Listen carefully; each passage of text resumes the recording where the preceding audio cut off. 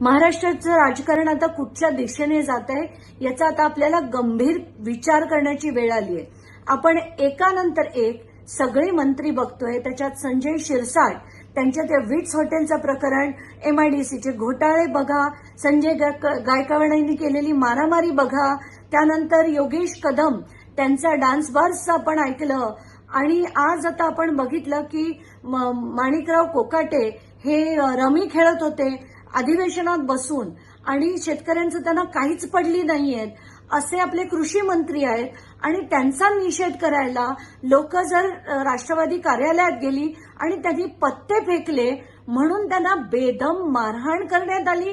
सुनील तटकरेंना आणि अजित पवारांना काहीच वाटत नाही की सूरज चव्हाण सारखी माणसं, जे अतिशय विचित्र माणसं आहेत, जे माझ्याबद्दल सुद्धा त्यांनी काय वाटेल ते उद्गार काढले होते, अशा माणसांनी आज तिथे जाऊन त्या लोकांना बेदम अगदी रक्तबंबाळ होईपर्यंत मारलं.